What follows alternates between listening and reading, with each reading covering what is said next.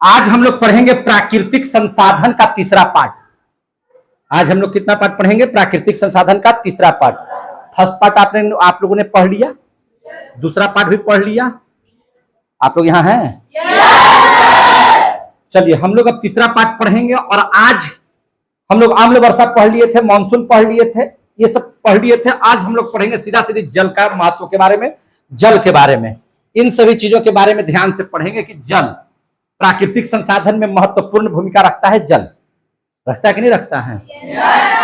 और बात करें तो हवा के बाद दूसरा नंबर पर सबसे महत्वपूर्ण संसाधन के तौर पर हम लोग किसको लेते हैं? जल को है। समझ में आ रही है बात? हवा के बिना एक पल भी जिंदा रहना मुश्किल है,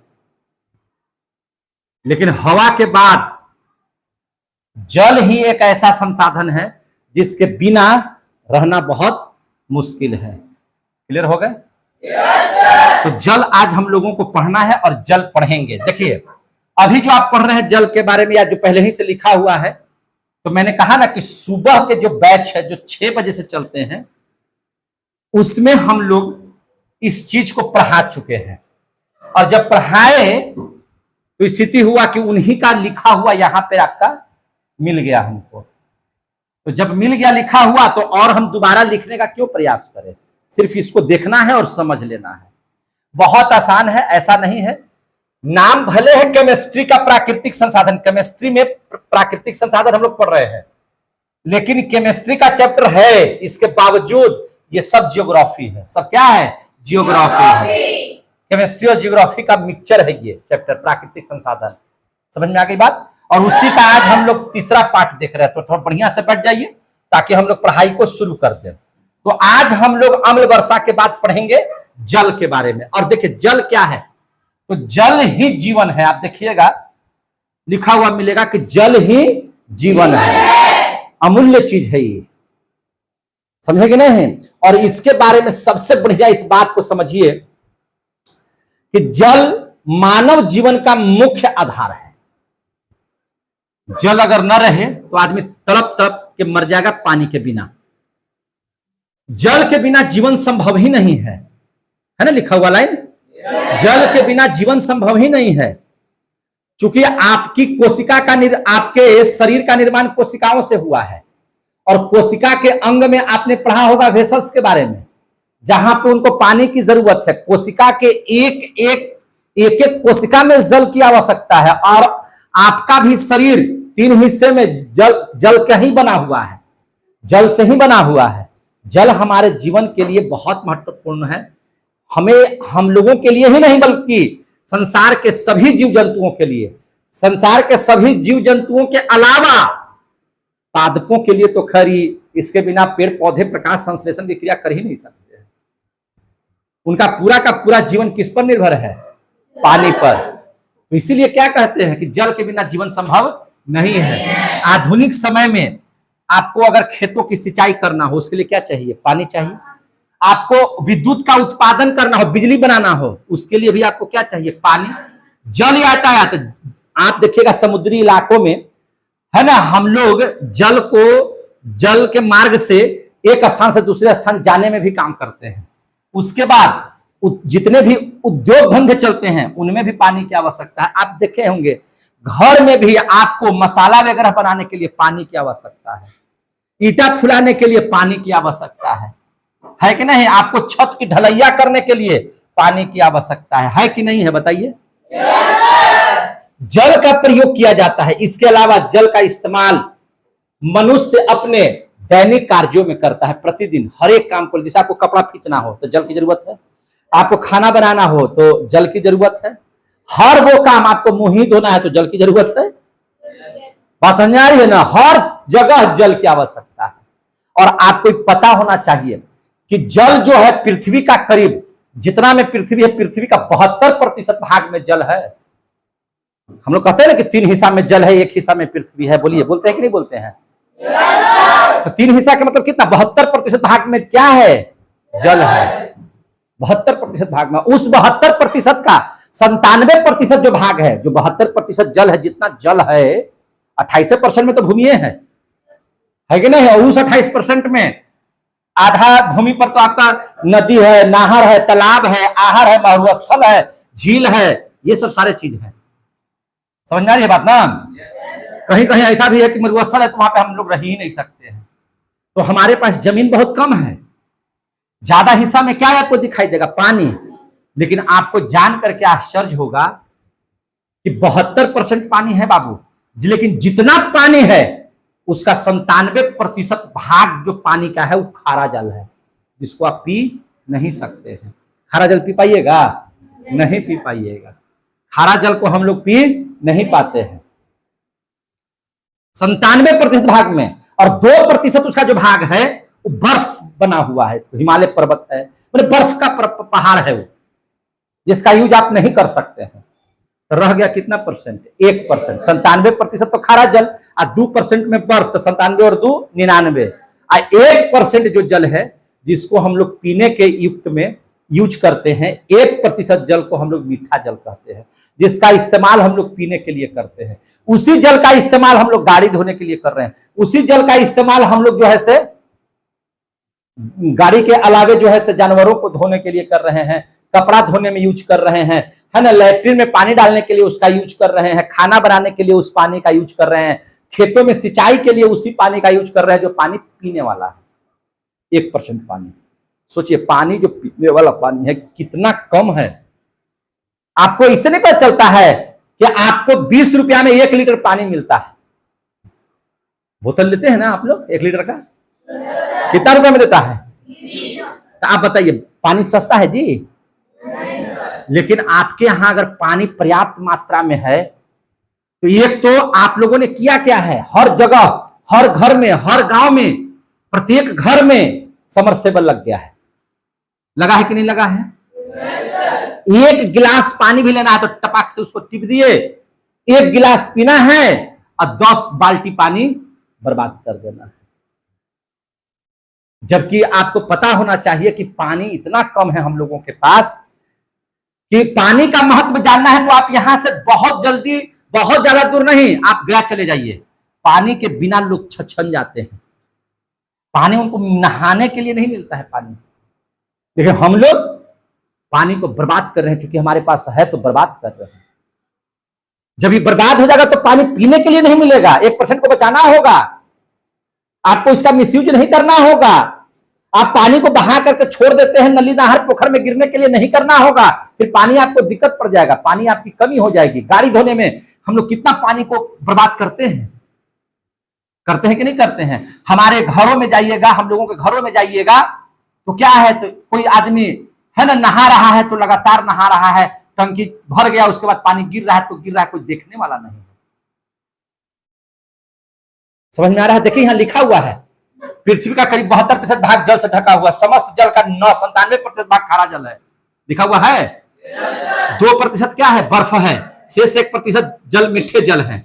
यदि 1% जल जीवन विकास और पर्यावरण को, यही जो है 1% जल जो है हमारे जीवन के विकास के लिए है, हमारे पर्यावरण को बढ़िया बनाने के लिए है, कायम रखने के लिए है, जिसका इस्तेमाल हम लोगों को माने बर्बाद करके नहीं करना चाहिए। याद रखिए कि पानी को एकदम बर्बाद मत कीजिए। आप पानी को स्टोर कर लीजिए ना, और जितना जरूरत है उतना इस्तेमाल कीजिए। आप 1 गिलास पानी के लिए समरसेबल चलाते हैं, ये बहुत दुखद बात है। आप गाड़ी को धोने के लिए समरसेबल चलाते हैं, ये गलत बात है। कहीं कहीं आदमी को पीने के लिए पानी नहीं है और आप उसको डिस्ट्रीब्यूट कर रहे हैं, पानी को डिस्ट्रीब्यूट कर रहे हैं, आप डिस्ट्रॉय कर रहे हैं पानी को। किसमें? गाड़ी धोने में। आप डिस्ट्रॉय कर रहे हैं पानी को किसमें? तो ऐसे ही बहा करके छोड़ दिए हैं, टंकी भरा हुआ, उसके बाद पानी सब गिर रहा है तो गिर रहा है, ये गलत बात है। और लगे आपको कि हमर पानी है, हमर समरसेबल है, हम कुछ करें तो नहीं चलेगा। उसको समझाने की जरूरत है, पानी बर्बाद करने की जरूरत नहीं है। समझे कि नहीं है? तो इस बातों को ध्यान रखना है। अब देख लीजिए यहां प्रकृति में जल कहां से आता है, जल का स्रोत क्या है, आखिर प्रकृति में जल की प्राप्ति कैसे होती है, इसके बारे में समझना है कि नहीं समझना है? तो देखिए वर्षा के माध्यम से हम लोगों के यहाँ बारिश होती है। आज भी आपके यहाँ बारिश हुई ना, तो उस बारिश से क्या गिरा? पानी ही ना गिरा।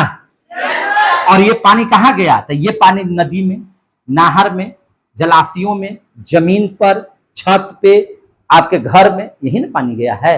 तो पानी की प्राप्ति प्रकृति कहां से करती है? वर्षा जल से। कैसे करती है? वर्षा जल। आपको मैंने पढ़ाया है वर्षा कैसे होती है, पढ़ाए कि नहीं पढ़ाए हैं?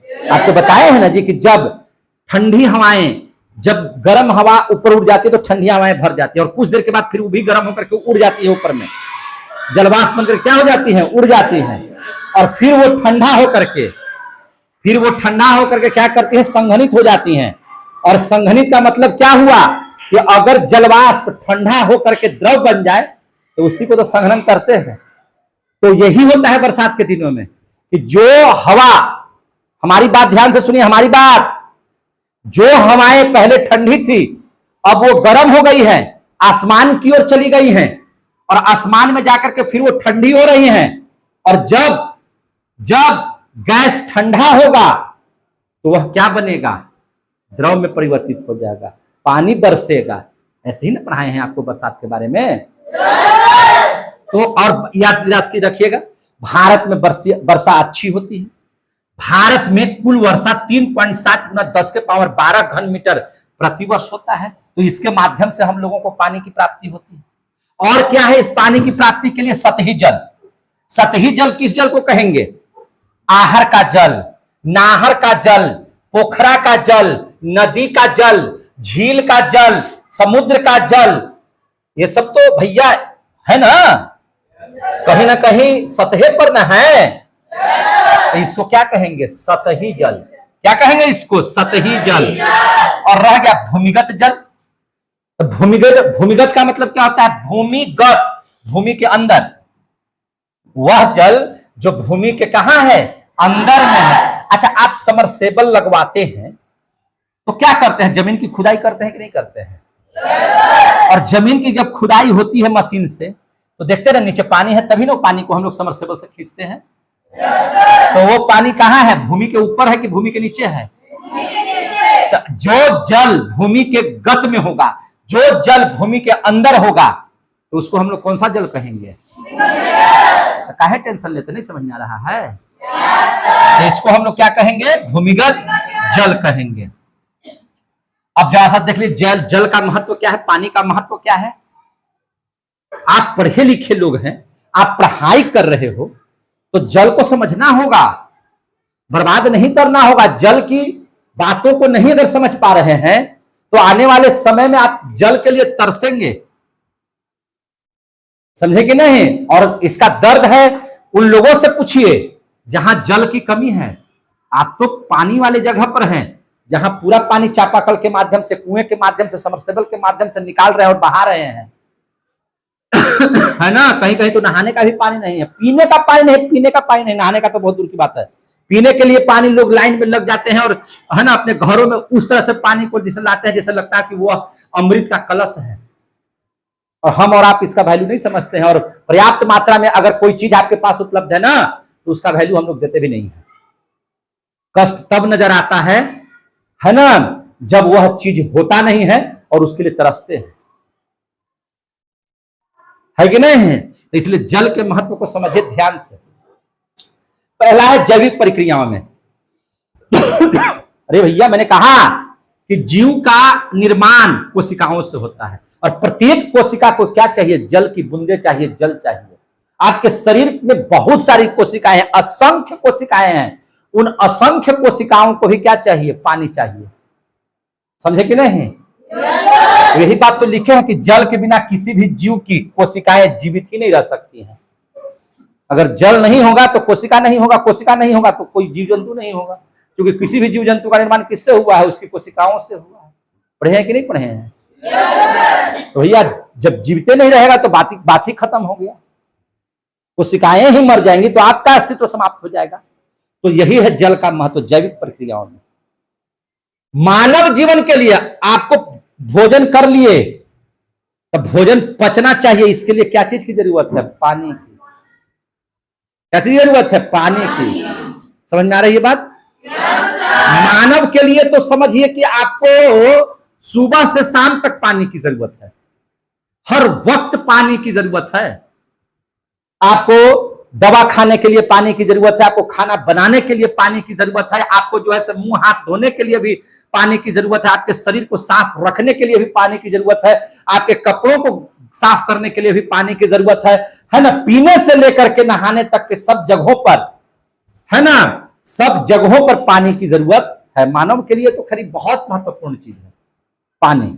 तीसरा, पौधों के लिए। अच्छा एक चीज बताइए, पौधे लगा दिए और पानी ही मत दीजिए, क्या पौधा लग जाएगा? नहीं सर। पौधा नहीं लग पाएगा। पौधों को तो सिंचाई एकदम चाहिए, समझे कि नहीं? उनको पानी किसी भी स्थिति में चाहिए।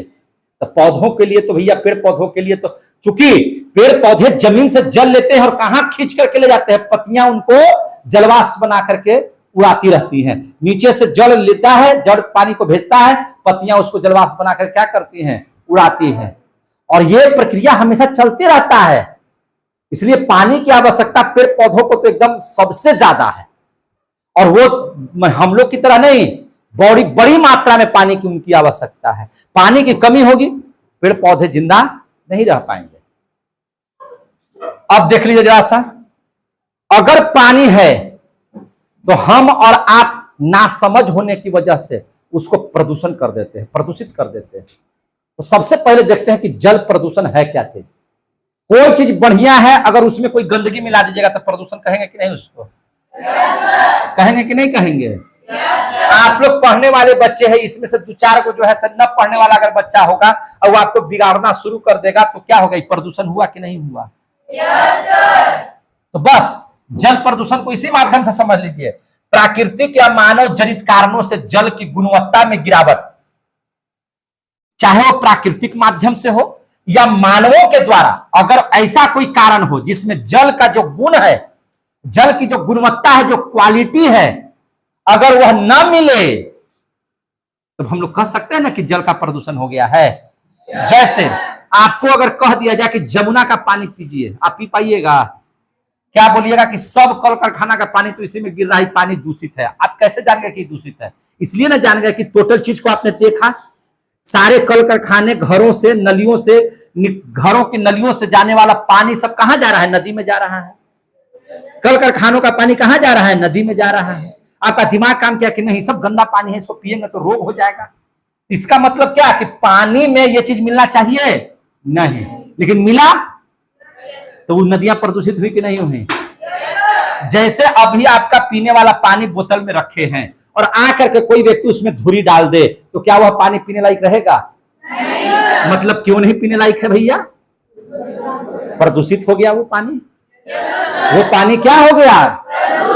प्रदूषित हो गया। तब प्रदूषण समझ में आ रहा होगा? तो जल प्रदूषण के बारे में आपको क्या है कि भैया जो जल की गुणवत्ता है, चाहे मानव करे उसमें खराबी या प्राकृतिक ने उसको खराब कर दिया हो, यानी कि उसकी गुणवत्ता में अगर गिरावट आ गई हो तो इस क्रिया को ही क्या कहते हैं? जल प्रदूषण कहा जाता है। क्लियर हो गया? इसके कारण क्या है जल प्रदूषण के? सोचने वाली बात है। सोच सकते हैं आप कि आखिर जल प्रदूषण के कारण क्या है? तो भैया आपको हम बता रहे हैं, पहला कारण देख लीजिए, जल प्रदूषण का सबसे बड़ा कारण क्या है? आप अपने खेतों में अच्छी फसल के लिए रासायनिक उर्वरक का इस्तेमाल करते हैं कि नहीं करते हैं? आप अपनी फसलों को अच्छे से उपजाने के लिए, ध्यान से समझिएगा, आप अपनी फसलों को अच्छे से उपजाने के लिए रासायनिक उर्वरकों के साथ साथ कीड़े मकोड़ों को भगाने के लिए कीटनाशक दवा का प्रयोग करते हैं कि नहीं करते हैं?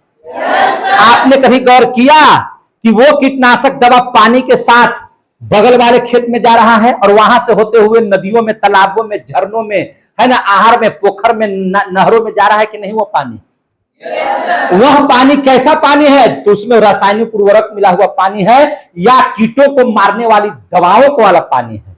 अब हमको बताइए, आप इतना सा यूरिया लीजिए और मुंह में खा जाइए, आपका जिंदा रहना मुश्किल हो जाएगा, मर जाइएगा, तुरंत मर जाइएगा। और उतने खेतों में आप रासायनिक उर्वरक का इस्तेमाल कर रहे हैं, यही नहीं कीड़ा मारने वाली दवा का इस्तेमाल कर रहे हैं। तो उस पर जब बरसातें होंगी, उसमें जब सिंचाई होगा तो वो सब दवाइयां, वो सब रासायनिक उर्वरक कहां मिलेगा? पानी में। और वह पानी कहां जाएगा? नदी में, झरना में, तालाब में, तो अब बताइए, इतना सा यूरिया आपका जीवन खराब कर सकता है, तो इतना बड़ा पानी में इतने सारी दवाइयां आप दे रहे हैं, तो जल का प्रदूषण होगा कि नहीं होगा? मछलियां मरेगी कि नहीं मरेगी? जल में रहने वाले जितने भी कीड़े मकोड़े हैं वो मरेंगे कि नहीं मरेंगे? जल प्रदूषित हुआ कि नहीं हुआ? यह सबसे बड़ा कारण है, यह सबसे बड़ा कारण है। दूसरा क्या कारण हो सकता है? दूसरा कारण क्या हो सकता है जल प्रदूषण का? आप देखिएगा नगर में, नगर बोले तो महाराष्ट्र, नगर बोले तो क्या, हाँ दिल्ली, नगर बोले तो कहां, गया, पटना, मुजफ्फरपुर, टाटा, बेगरा, ये सब सारे चीज क्या है? ये सब जो है, ये सब चीज क्या है? तो ये सब चीज नगरीय है। क्या है? नगरीय है, नगर क्षेत्र है। और उस नगरीय क्षेत्रों में हर एक घरों में आप देखिएगा तो लैट्रिन सब जगह बना हुआ है। आप जब देखिएगा तो वहां पे लोग नहाने का पानी यूज जरूर करते हैं, जिसमें साबुन मिला हुआ होता है, शैम्पू मिला हुआ होता है ना, सीवेज जिसको आप लोग बोलते हैं। और वो सभी घरों के पानी किसी न किसी नली के माध्यम से निकलते हैं कि नहीं निकलते हैं? और देखिएगा कि फिर ढेर सारी नलियां एक जगह बहुत बड़े नाले में मिलती है कि नहीं मिलती है? और वह नाले का पानी आप गौर से जाकर के देखिएगा तो कहीं ना कहीं जाकर के नदी में गिरता है। कहां गिरता है? नदी में गिरता है। तो क्या आप बताइए, लैट्रिन वाला पानी है ना, स्नान घर वाला पानी जिसमें साबुन, शैम्पू, सर्फ सब मिला हुआ है, वह पानी जो नली के माध्यम से सब जगह बह रहा है, वो सबके सब पानी कहीं ना कहीं नदी में जा रहे हैं। और बड़ी आबादी है, घनत्व तो ज्यादा है, घरें बहुत ज्यादा हैं, तो वहां के सब पानी अगर एक जगह जा रहा है नदी में, तो उस नदी का जल प्रदूषित होगा कि नहीं होगा? जोर से बोलिए। तो इससे जल प्रदूषण बढ़ेगा कि नहीं बढ़ेगा? तो इन सभी कारणों से क्या हो रहे हैं? जल प्रदूषित हो रहे हैं। आप देख लीजिए, समुद्र की अगर बात करें तो समुद्र में एक देश से दूसरे देश में जाने के लिए समुद्र मार्ग का सहारा लेते हैं। किसका सहारा लेते हैं? समुद्र मार्ग का सहारा लेते हैं। समुद्र में खनिज तेल के उत्पादन से, देखिए, खनिज तेल के उत्पादन से, खुदाई से एवं अन्य विभिन्न दुर्घटनाओं से जल में तेल का फैलाव बढ़ता है, जिससे समुद्री जल प्रदूषित होता है। आपको बताते हैं, पेट्रोलियम की प्राप्ति कहां होती है? पेट्रोलियम बोले तो जहां से पेट्रोल, डीजल, किरोसिन, प्राकृतिक गैस वगैरह निकले, वो अधिकांशतः आपको मिलेगा समुद्र के किनारे वाले जगह में। क्यों? समुद्र में प्रतिदिन करोड़ों अरबों की संख्या में जीव जंतु मरते हैं। याद रखिएगा, हम बता रहे हैं, सब ध्यान से सुनिएगा।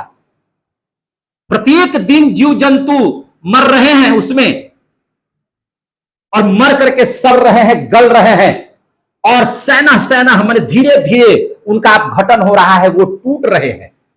और बहुत सालों के बाद, 10,000, 20,000, लाखों वर्षों के बाद वह परिणत हो जा रहे हैं पेट्रोलियम में। इसमें परिणत हो जा रहे हैं पेट्रोलियम में। देखिए एक बात ध्यान रखिए, आप कोयला देखें ना, कोयला यह भी जीवों से बना हुआ है। ऐसा कहा जाता है कि हजारों लाखों वर्ष पहले भूकंप आया होगा। उस भूकंप में सारे के सारे पेड़ पौधे, जीव जंतु जमीन के अंदर दब गए होंगे। धीरे धीरे उनका जो है से ऑक्सीजन से संपर्क टूट गया होगा, तत्पश्चात कोयले में परिणत हो गए होंगे। तो कोयला भी जीवों का अंश है। पेट्रोलियम भी कैसे बन रहा है? जीवों के अंश से बन रहा है। इसलिए कोयला तथा पेट्रोलियम को जीवाश्म क्या कहते हैं? जीवाश्म ईंधन भी कहते हैं। क्या कहते हैं? जीवाश्म ईंधन, है कि नहीं? जीवों का जो अंश है, जीवाश्म ईंधन किसे कहते हैं? वह ईंधन जिसमें जीवों का अंश लगा हुआ है। लगा दीजिए उसको, क्या लगा हुआ है? जीवों का अंश उसमें हो, उसको क्या बोलेंगे? जीवाश्म ईंधन। तो कोयला हो, पेट्रोलियम हो, सब क्या है? जीवाश्म ईंधन है। विभिन्न कारखानों से निकलने वाले रासायनिक प्रदूषक, विभिन्न कारखानों से निकलने वाले रासायनिक प्रदूषक तथा कई प्रकार के धात्विक पदार्थ, जिसको हम लोग लेड कहते हैं या मरकरी कहते हैं। क्या कहते हैं? लेड या मरकरी, है कि नहीं? लेड या मरकरी नदियों, झीलों एवं तटीय सागर के जल को प्रदूषित कर रहे हैं। देखिए,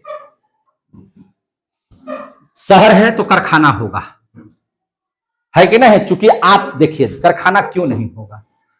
आपको बैग चाहिए, चप्पल जूता चाहिए, रबड़ चाहिए, पेन पेंसिल, ये सब सारे चीज चाहिए कि नहीं चाहिए? आप कपड़ा पहन रहे हैं तो ये सब चीज बनते किससे हैं? तो ये सब चीज कल कारखानों से ही बनते हैं। खोल दीजिए खिड़की, गर्मी बढ़ गई है ना? कैसे होता है? कल कारखानों से होता है। आखिर ये सब चीज बनते कैसे हैं? कल कारखानों में बनते हैं। बनते हैं कि नहीं बनते हैं? जोर से बोलिए। तो कल कारखानों में बनते हैं। अब कल कारखानों में जब ये सब चीज तैयार होते हैं तो उनमें ये सब चीज कैसे बन रहे हैं? रासायनिक प्रक्रियाओं के माध्यम से बन रहे हैं। रंग भी क्या है? रासायनिक पदार्थ है कि नहीं? रबर भी क्या है? तो रासायनिक पदार्थ है। हर चीज क्या है? रासायनिक पदार्थ है। अब इस बात को और ध्यान से सुनिए।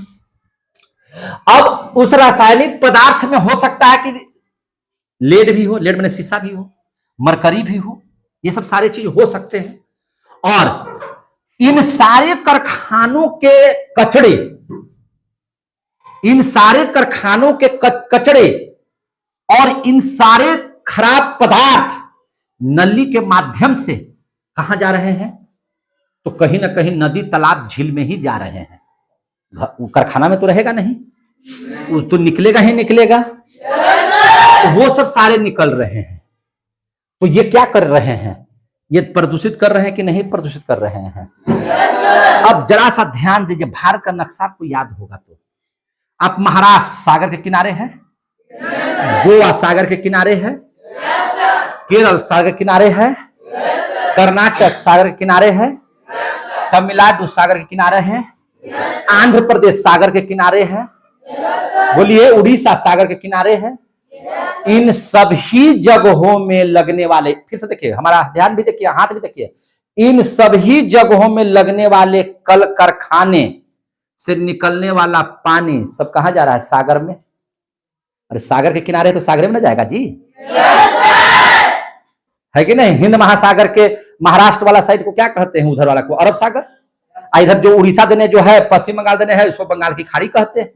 यही ना कहते हैं? तो ये सब कहां जा रहे हैं? इनके पानी कहां जा रहे हैं? सागरों में जा रहे हैं। तो सागर का नीमन हो जाएगा कि प्रदूषित हो जाएगा? प्रदूषित हो जाएगा ना।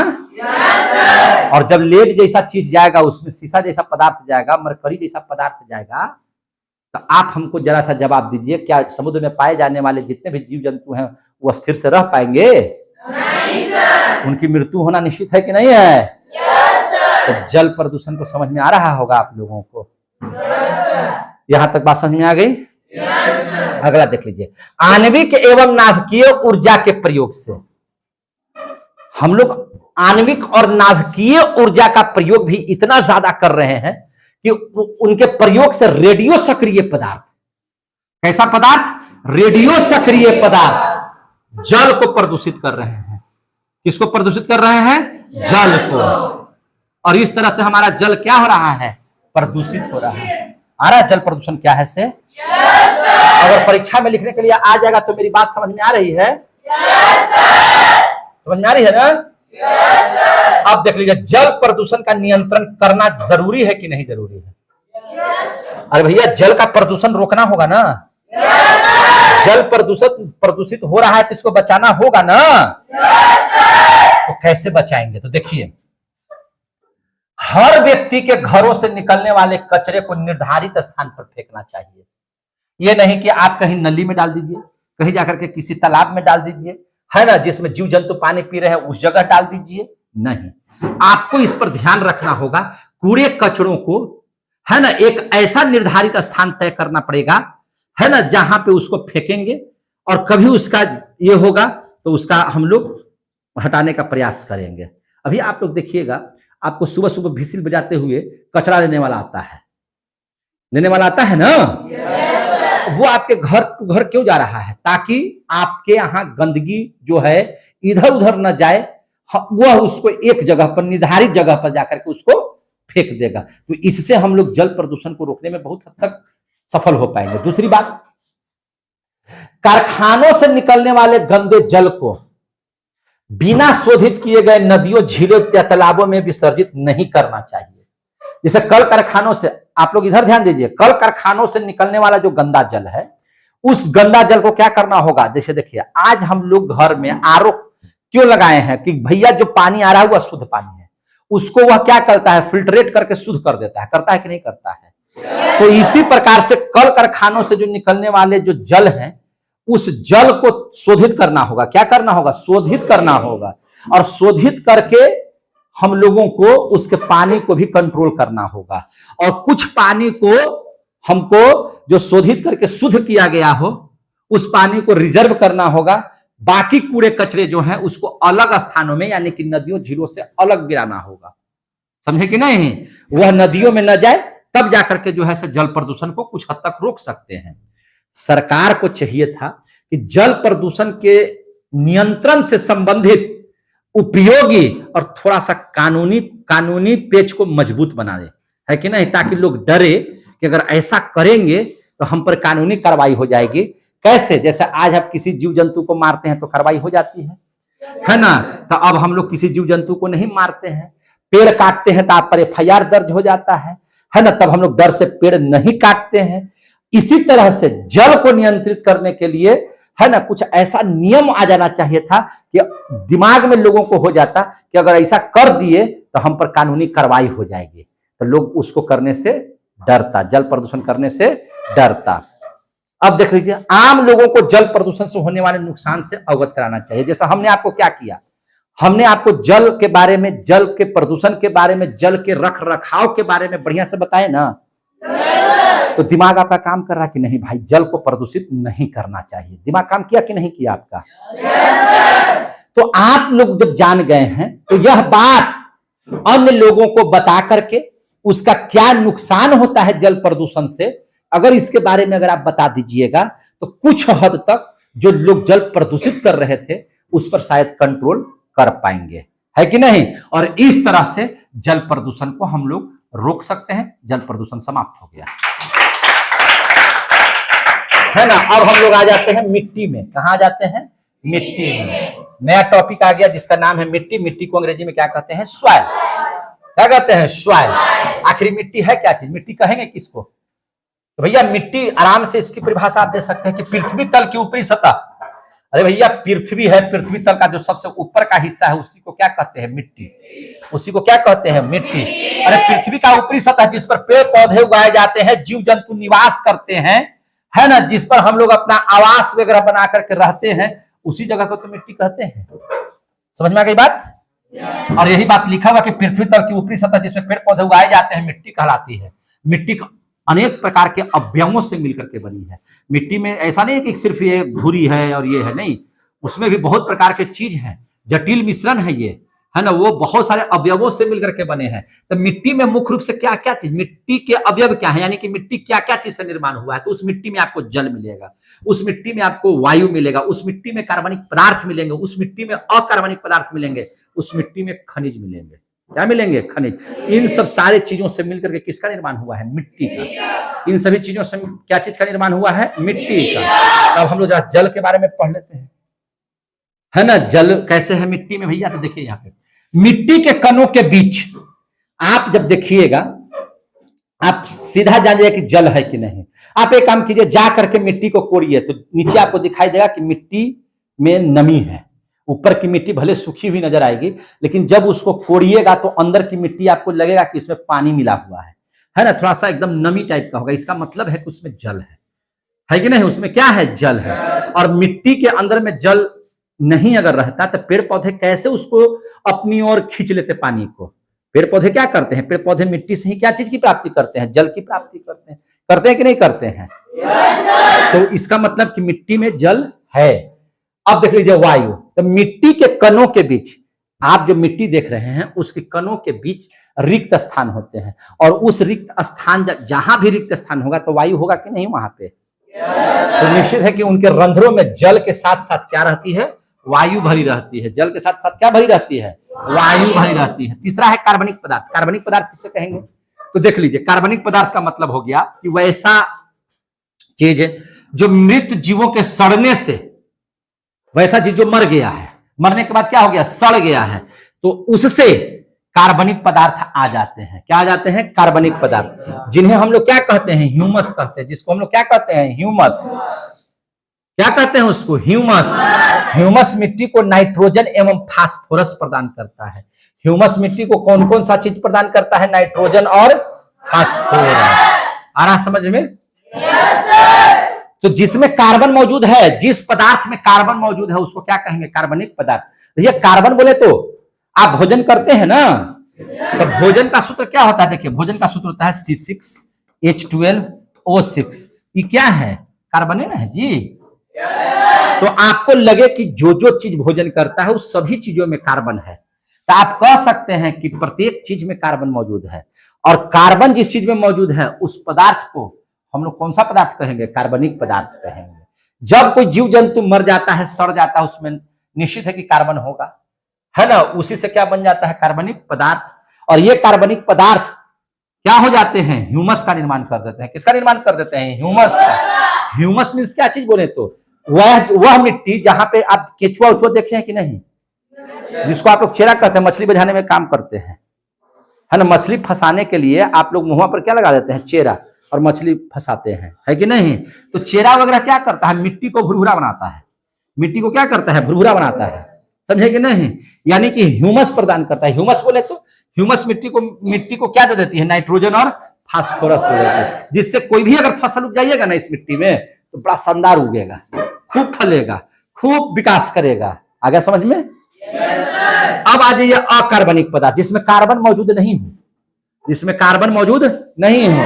आप देखिएगा रासायनिक खाद, देखिए आप जो गनौरा जो देते हैं, गनौरा हम लोग नहीं बोलते हैं खेत में गनौरा फेंकवाते हैं, गोबर फेंकवाते हैं, वो सब कार्बनिक पदार्थ है। वो सब क्या है? कार्बनिक पदार्थ। लेकिन आप बाजार में जा करके उर्वरक लेते हैं बोरा में, खाद के लिए। हम लोग कहते हैं खाद के लिए बहुत लाइन लगा हुआ है ना। पुंदौल वगैरह जो जब जाते हैं आप लोग तो खाद के लिए वहां पे लाइन लगा हुआ रहता है कि नहीं लगा हुआ रहता है? देखे कि नहीं? आप लोग देखे हैं? तो उसको खाद नहीं बोलेंगे, वह उर्वरक के लिए लाइन लगा हुआ है। किसके लिए लाइन लगा हुआ? उर्वरक के लिए, जो रासायनिक विधि से तैयार किया जाता है। जो कैसे तैयार किया जाता है? रासायनिक विधि से। तो उसको कहेंगे अकार्बनिक पदार्थ। अब कार्बनिक बोलेंगे जैसे जो खेतों में हम लोग गोबर डालते हैं, खेतों में मलमूत्र डालते हैं, खेतों में जो है हम लोग, है ना, बचा हुआ जो घर का सामान है एक जगह एकत्रित कर करके उसको, जिसको हम लोग देहाती भाषा में गनौरा बोलते हैं, वो सब क्या हो गया? कार्बनिक। और जो आप उर्वरक का इस्तेमाल करते हैं बोरा में जो मिलता है जिसके लिए लाइन लगाते हैं, वो सब अकार्बनिक पदार्थ है। समझे कि नहीं? यानी कि मिट्टी निर्माण के दौरान पत्थरों में स्थित अकार्बनिक मिट्टी भी क्या करते हैं? मिट्टी आ जाते हैं। ये सब क्या है? अकार्बनिक पदार्थ है। और खनिज किसको बोलेंगे? तो देखिए खनिज मिट्टी के अंदर में खान करके जिस चीज को निकाला जाए उसको क्या बोलते हैं? खनिज, है कि नहीं? तो मिट्टी में सब समाहित है, तब ना आप खान के निकाल रहे हैं। अगर जो चीज है वही ना निकलेगा।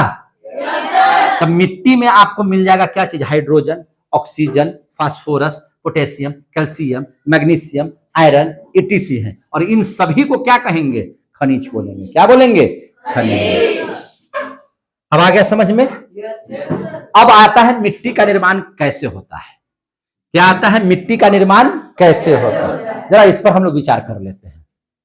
देखिए पत्थरों के टूटने से, यानी कि कह सकते हैं कि पत्थरों के अपक्षय होने से, यानी कि टूटने फूटने सड़ने गलने से, जब पत्थर टूटेंगे, फूटेंगे, सड़ेंगे, गलेंगे, जिसको हम लोग ज्योग्राफी की भाषा में क्या बोलते हैं? अपक्षयन। उसी से क्या चीज का निर्माण होता है? मिट्टी का निर्माण होता है। उसी से क्या चीज का निर्माण होता है? मिट्टी का। समझ में आ रही है बात? अच्छा, आखिर कोई पत्थर का अपक्षयन होता है, इसके क्या कारण है? आखिर पत्थरों का अपक्षयन कैसे होता है, जरा इस पर समझिए। तो पहला लाइन लिखा हुआ सूरज के ताप का प्रभाव। एक काम कीजिएगा जरा सा, आप लोग को बता रहे हैं। आप एक कुर्सी खरीदिए और उसको जाकर के सबसे छत के सबसे ऊपरी हिस्से में रख दीजिए। उसको लाना वाना नहीं, छोड़ दीजिए वहीं पे। क्या होगा? साल भर के बाद वो कुर्सी आपको सही सलामत मिलेगा कि टूटा फूटा मिलेगा? टूटा फूटा मिलेगा। जबकि उस पर तो आप गए भी नहीं, कभी बैठे भी नहीं, तब भी ऐसा काहे हो गया? तो देखिएगा, दिन हुआ तो सूरज की गर्मी बढ़ेगी, गर्मी जब बढ़ेगी तो उसका प्रसार होगा। ठंडा होगा, रात में जब सूरज डूब जाएंगे तो ठंडा हो जाएगा, ठंडा पर वो सिकुड़ेगा। यानी कि वह दिन में फैलेगा, रात में सिकुड़ेगा, फैलेगा सिकुड़ेगा, फैलेगा सिकुड़ेगा, दरार हो जाएगा उसमें। क्या हो जाएगा? दरार। फिर जब बरसात होगी तो उसमें पानी घुसेगा, पानी घुसेगा तो दरारें और बढ़ेंगी, है ना, वो खराब होने लगेगा, और खराब होने के बाद वह क्या हो जाएगा, टूट जाएगा, फूट जाएगा, और टूटने फूटने से बहुत दिनों के बाद वह किस में बदल जाएगा, मिट्टी में बदल जाएगा। किस में बदल जाएगा, मिट्टी में बदल जाएगा। देखिए यही बात लिखा हुआ है। सूरज के ताप का प्रभाव होता क्या है कि दिन में सूरज पत्थर को गर्म करता है, पत्थर जैसे ही गर्म होगा तो वह क्या हो जाएगा, फैलेगा, थोड़ा बहुत तो ये होगा, मैंने उसमें इसमें स्थिति होगी कि वो क्या हो जाएगा, प्रसारित हो जाएगा। प्रसारित का मतलब फैलेगा। आप देखिएगा, हम एक उदाहरण के तौर पर समझा रहे हैं, रेलवे लाइन की पटरी देखे हैं ना, जो लोहा वाला होता है। गर्मी के दिन में क्या किया जाता है, गर्मी के दिन में उनके बीच में थोड़ा सा जगह छोड़ दिया जाता है। क्यों? क्योंकि गर्मी पड़ेगी तो लोहा फैलेगा, तो लोहा फैलेगा तो क्या हो जाएगा, गैपिंग रहेगा तो सट जाएगा। क्या हो जाएगा, सट जाएगा। अगर नहीं गैपिंग छोड़िएगा तो क्या हो जाएगा, टेढ़ा हो जाएगा। क्या हो जाएगा, टेढ़ा, ट्रेन जाना दिक्कत हो जाएगा। फिर आगे समझ में, यानी कि गर्मी पड़ने पर कोई भी वस्तु प्रसारित होता है, माने फैलता है, और ठंडा होने पर कोई भी चीज सिकुड़ता है। क्या होता है, सिकुड़ता है। बस पत्थरों के साथ भी वही होता है, गर्मी पड़ी प्रसारित होगा, रात के समय पत्थर ठंडा हो जाने से पत्थर संकुचित हो जाएगा, माने सिकुड़ जाएगा। क्या हो जाएगा, सिकुड़ जाएगा। पत्थर का प्रत्येक भाग असमान रूप से प्रसारित भी होगा और संकुचित होता है, जिससे पत्थर में दरारें आ जाती हैं। पत्थरों में क्या जाती हैं, दरारें, और ये बड़े पत्थर टूटकर छोटे छोटे कणों में विभाजित हो जाते हैं। यही पत्थर टूट करके किसमें विभाजित होते हैं, छोटे छोटे कणों में विभाजित हो जाते हैं। जल का प्रभाव आप देख लीजिए, है ना, मिट्टी के निर्माण में कैसे होता है वो पढ़ा रहे हैं। तो जल का प्रभाव ऐसा नहीं, ज्योग्राफी में बहुत लंबा समय को छोटा सा समय माना जाता है, बहुत बड़े लाखों वर्षों को कम समय माना जाता है ज्योग्राफी में। समझ में आ रही है बात? तो इस बात का ध्यान में रखिएगा। जल का प्रभाव, तो सूर्य के ताप से बने पत्थरों की दरारों में जल समा जाता है। जैसे दरार हुआ तो पानी पड़ेगा तो जाएगा कि नहीं, उसमें पानी की बूंदे जाएगी कि नहीं जाएगी? तो पानी की बूंदे जाएंगी, उसमें टप टप टप टप टप टप गिरेगा तो क्या हो जाएगा, दरारें बढ़ेगी कि नहीं बढ़ेंगी? दरारें बढ़ने का मतलब क्या है कि वह टूट रही हैं। क्या हो रही हैं, टूट रही हैं, है ना, है ना। और उसको जल फिर क्या करता है, अपने प्रभाव से दूसरी जगह पर लेके चला जाता है। जैसे आप अभी देखिएगा, अगर आपके छत पर पानी पड़ता है तो छत पे अगर पानी पड़ रहा है तो कभी कभी आपका छत रिसने लगेगा। अगर उसको देखभाल जल्दी से नहीं कीजिएगा तो फिर वही टूटने लगेगा। उसको क्या कर देगा, पानी घुस करके उसको तोड़ने लगता है। क्या करने लगता है, तोड़ने लगता है, और छत आपका पूरा का पूरा क्या हो जाएगा, बर्बाद हो जाएगा। तब छत क्या है, पत्थरे ना है, समझे कि नहीं? तो पानी में बहुत ताकत है, याद रखिएगा। और वायु का प्रभाव, तो वायु जल की तरह पत्थर के सूक्ष्म कणों को एक स्थान से दूसरे स्थान तक ले जाती है। हवा क्या करता है, जैसे कभी भी हवा आएगा तो आंधी तूफान आता है या हवाएं चलते तो नहीं देखते, छोटे छोटे कण उड़िया जाते हैं जो आंख धूल के रूप में पड़ जाते हैं हम लोगों को, है कि नहीं? यानी कि आपको कब पड़ा, यानी कि मिट्टी में धुलकन है तब ना, कण है तब ना, तो वे तक ले जाते हैं, जिससे मिट्टी का निर्माण हो जाता है। जिससे क्या हो जाता है, मिट्टी का निर्माण। अब ये जो तीनों प्रक्रिया है, सूर्य के ताप का प्रभाव, जल का प्रभाव, वायु का प्रभाव, ये प्रक्रिया निरंतर चलती रहती है, लगातार चलती रहती है, और इससे क्या होता है, मिट्टी का निर्माण हमेशा होते रहता है। मिट्टी का निर्माण हमेशा होते रहता है। देखिए, मिट्टी के निर्माण की अगर बात करेंगे तो 90% अपक्षयन जो हमने आपको पढ़ाया उससे मिट्टी का निर्माण होता है। 10% होता है कि सड़े गले पदार्थों से, है ना, वो सब मिट्टी का निर्माण होता है, तो वो 10% है कि नहीं? और जीव जंतु, ह्यूमस से, सूक्ष्म जीव से मिट्टी का निर्माण होता है। जो छोटे छोटे जीव जाकर के जहां पे मर जाते हैं, जहां से ह्यूमस का निर्माण होने लगता है ना, तो उनसे भी मिट्टी का निर्माण होता है। कुल मिला जुला करके आप देख लीजिएगा, अधिकांश मिट्टी का निर्माण पत्थरों के अपक्षयन से होता है। आ गया समझ में? 10% मिट्टी का निर्माण सड़े गले पदार्थों से होता है। अब आ गया समझ में? और यह प्रक्रिया लगातार चलते रहती है, हमेशा चल रही है, अभी भी चल रही है, वो चलते रहता है। अभी पानी पड़ा, फिर धूप उगा, फिर धूप उगेगा, फिर बरसात होगी, फिर जो है से ठंडा आएगा। तो इस सबसे क्या होता है, इस सबसे पत्थरों का अपक्षयन होता है, और पत्थरों के अपक्षयन से ही क्या चीज का निर्माण होता है, मिट्टी का निर्माण होता है। समझ में आ गया बात? किसी भी मिट्टी का गुण किस पर निर्भर करता है? तो मिट्टी में पाए जाने वाले ह्यूमस पर निर्भर करता है। जिसमें ह्यूमस की मात्रा ज्यादा होगी, याद रखिएगा, जिस मिट्टी में ह्यूमस की मात्रा ज्यादा होगी वहां पर आपका सभी प्रकार के फसल बहुत अच्छा उगेंगे। जिस मिट्टी में आपको चेरा उरा दिखाई देता हो, कीड़े मकोड़े दिखाई देते हो, वहां पर अगर आप फसल को लगा दीजिए, है ना, जहां पे आपको लगेगा कि हम यहाँ पे गंदगी फेंक रहे हैं, मल जल फेंक रहे हैं, वहां पर खेती बड़ी अच्छी होती है। समझे कि नहीं? वहां पर ह्यूमस का निर्माण हो जाता है। तो मिट्टी के निर्माण के बारे में समझ लिए। अब आगे देख लीजिए। अब हम लोग जरा सा पढ़ लेते हैं मिट्टी के प्रकार। किसके बारे में पढ़ लेते हैं? मिट्टी के प्रकार। मिट्टी के प्रकार के बारे में समझ लेते हैं। मिट्टी कई प्रकार के होते हैं, याद रखिएगा। मिट्टी कई प्रकार के होते हैं जिनका निर्णय उनमें पाए जाने वाले कणों के औसत आकार द्वारा निर्धारित होता है। मिट्टी का प्रकार निर्भर करता है मिट्टी के कण पर। जैसे कण किसी का बड़ा, किसी का एकदम छोटा, किसी का न ज्यादा बड़ा न ज्यादा छोटा, इसके आधार पर मिट्टी के प्रकार होते हैं। जैसे देखिएगा, जैसे जिसको आप रेत बोलते हैं वो भी मिट्टी है। रेत क्या है? मिट्टी है। तो रेत में पाए जाने वाले जो कण होते हैं ना, उसका आकार बड़ा होता है। जो रेत देखते हैं उसमें जो कण पाए जाते हैं उसका कण कैसा होता है? बहुत बड़ा होता है, बड़े बड़े बड़े होते हैं। आप देखिएगा कीचड़, कीचड़ देखे ना, कीचड़, तो कीचड़ में पाए जाने वाले कणों का आकार जो होता है एकदम महीन होता है। कीचड़ के जो कण होते हैं, कीचड़ मैंने बोले मिट्टी का ना भाग है कीचड़, तो उसमें जो कण होते हैं वो एकदम महीन होते हैं, बहुत छोटे छोटे होते हैं। और एक होता है गाद। ये क्या होता है? गाद। न कीचड़े है न रेते है, इन दोनों के बीच में है। यानी कि रेत के कण से छोटे और कीचड़ के कण से बड़े, उन्हें हम लोग क्या कहेंगे? गाद। उन्हें हम लोग क्या कहेंगे? गाद। तो आपसे पूछा जाएगा, ध्यान से समझिएगा, आपसे पूछा जाएगा रेत, मिट्टी के कण में जो रेत के कण जो होते हैं वो कैसे होते हैं? तो सबसे बड़े। कीचड़ के कण सबसे छोटे। गाद के कण, तो गाद के कण रेत के कण से छोटे और कीचड़ के कण से बड़े। कितने बच्चों को आ गया? तो मिट्टी के इन प्रकारों को जानिएगा, रेत, कीचड़, गाद। समझे कि नहीं? इसको ध्यान में रखिएगा। देखिए, पेड़ पौधों के लिए सबसे महत्वपूर्ण और सबसे उपयुक्त मिट्टी कौन सी मिट्टी है?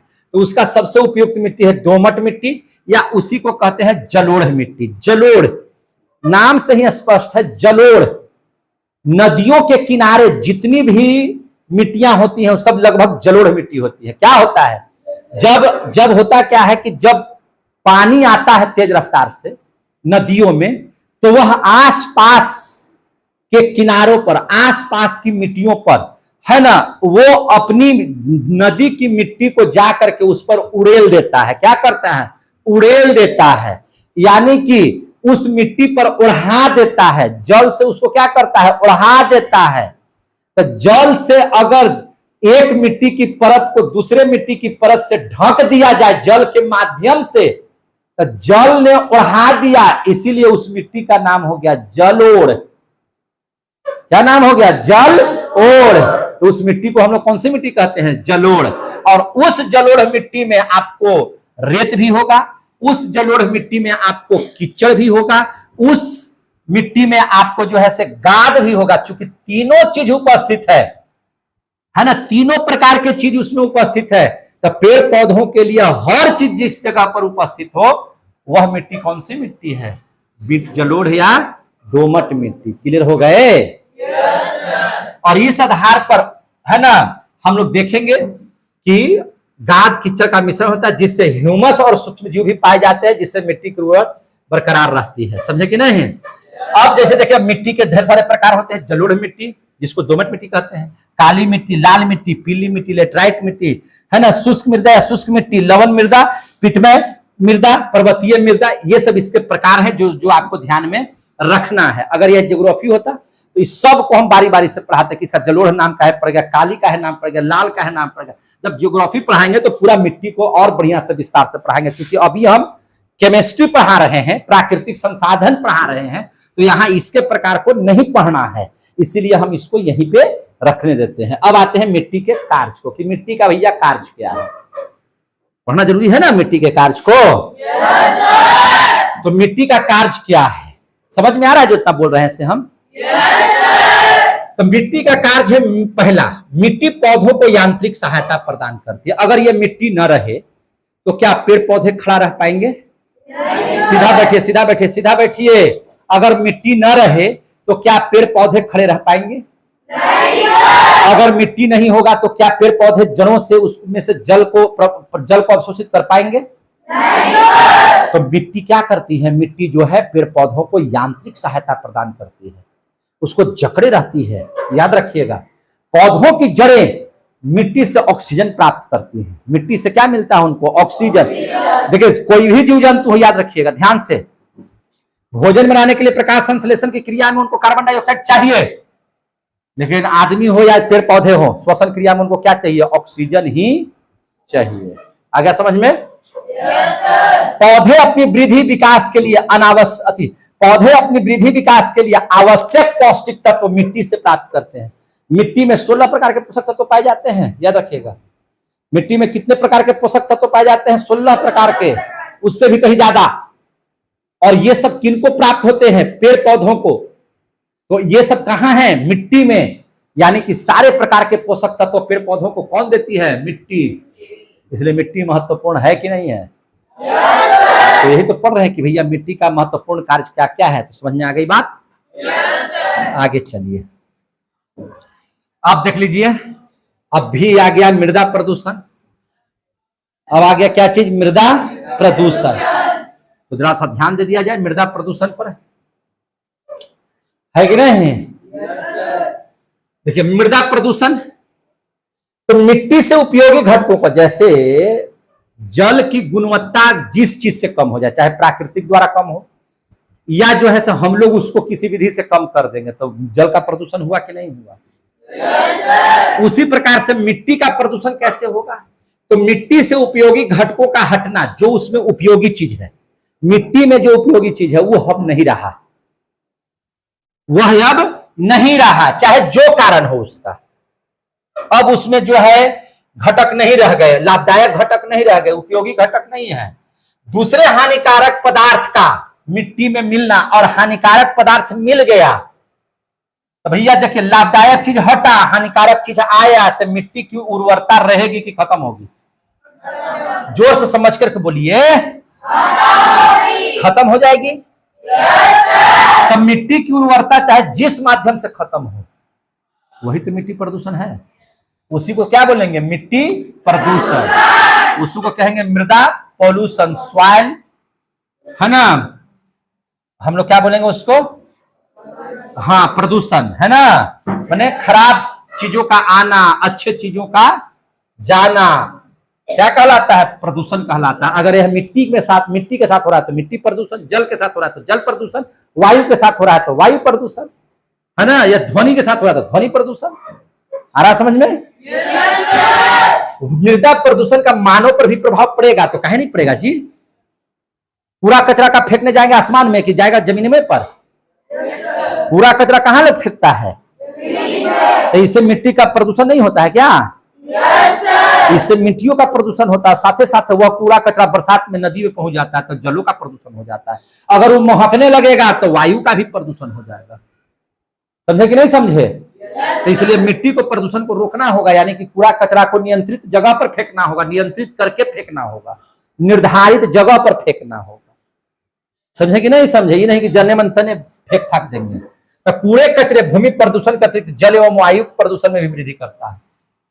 आना समझ में ना? जो बोल रहे हैं सब लिखा हुआ मिलेगा आपको। बातें मेरी समझ में आ रही है?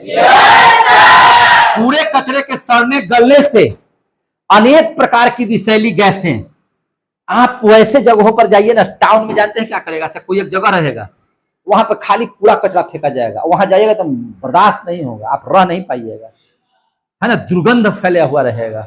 तो वह क्या है? दुर्गंध वायु को प्रदूषित कर रहा है, विषैली गैस बना रहा है ना? दुर्गंध उससे निकल रहा है, जिससे क्षेत्रीय वातावरण क्या हो जा रहा है? दूषित हो जा रहा है। क्षेत्रीय वातावरण क्या हो जा रहा है? दूषित हो जा रहा है। कूड़े कचरे जिनमें मल जल एवं डिटर्जेंट मिश्रित होता है, भैया मल जल ये है, डिटर्जेंट का मतलब कपड़ा उपड़ा नहाते धोते ये है, उसका जो पानी है सो डिटर्जेंट है, मिश्रित होते हैं। जब नलियों से बहकर जलाशय में पहुंचते हैं तो जल प्रदूषण भी बनाते हैं।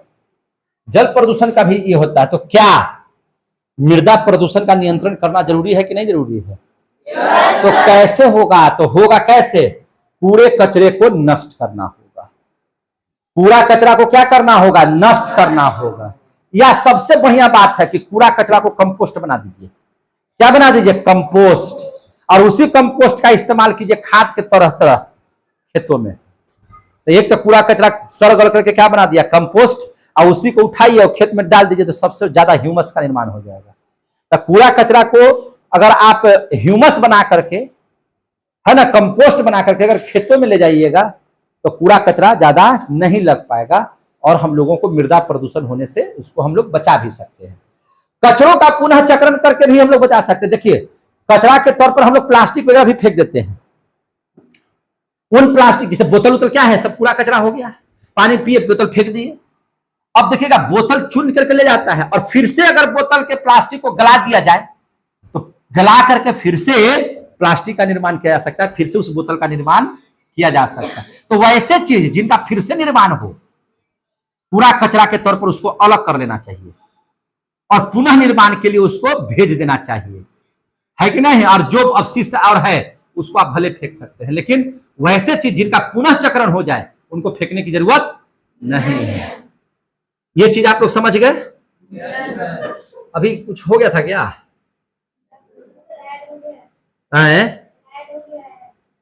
ऐड हो गया था? कैसे हो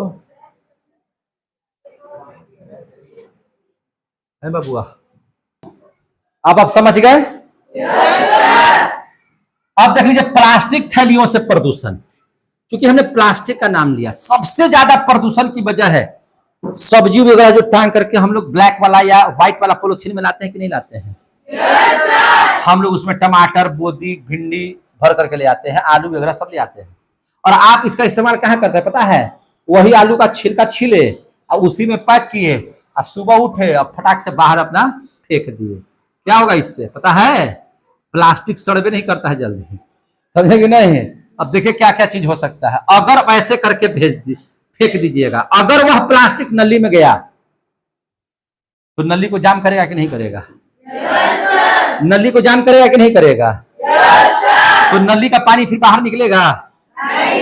अगर उस प्लास्टिक में छिलका डाल दिए हैं और बांध करके फेंक दिए हैं तो छिलका कौन खाता है? जानवर लोग। अब उसको छिलका तो हाथ नहीं कि खोल खोल के खाली छिलका खाएगा, वो प्लास्टिक सहित चिबा जाएगा। और जब वो पॉलिथीन को चिबा जाएगा तो हो सकता है कि पॉलिथीन उसका फंस जाएगा फेफड़ा वगैरह में, है ना, गर्दन में फंस जाएगा, जिससे उसकी क्या हो जाएगी? मृत्यु हो जाएगी। अगर वह प्लास्टिक खेतों में चला जाएगा तो खेत में जैसे ही आप बोइएगा ना, धान गेहूं कुछ भी बोइएगा ना, तो प्लास्टिक उसको अंदर जड़वा को जाने ही नहीं देगा। तो क्या फसलें तैयार हो पाएंगी? फिर नहीं हो पाएंगे। जैसे ये काम कीजिए, आप खेत में प्लास्टिक बिछा दीजिए और उस पर से हल्का मिट्टी डाल दीजिए, अब मिट्टी डाल करके फिर पेड़ पौधा लगा दीजिए, तो बहुत ज्यादा दिन तक जिंदा रहेगा वो, क्योंकि उसकी जड़ों को जाना चाहिए मिट्टी के नीचे। और नीचे है क्या चीज बिछा हुआ? प्लास्टिक। तो जहां पर प्लास्टिक बिछेगा वहां पर कभी भी जड़ नीचे तक जाएगा ही नहीं, तो ऐसी समाप्त हो जाएगा। होगा कि नहीं होगा? तो प्लास्टिक आपको नुकसान दे सकता है। अगर नली में फंस गया तो वहां भी, पेड़ जानवरों के अगर गले में फंस गया तो वहां भी, और अगर मान के चलिए कि, है कि नहीं, और क्या बताए थे तो, है ना, पशुओं में अगर, और कहां बताए थे, हाँ, पौधों खेतों में अगर डाल दीजिएगा तो वहां भी उसको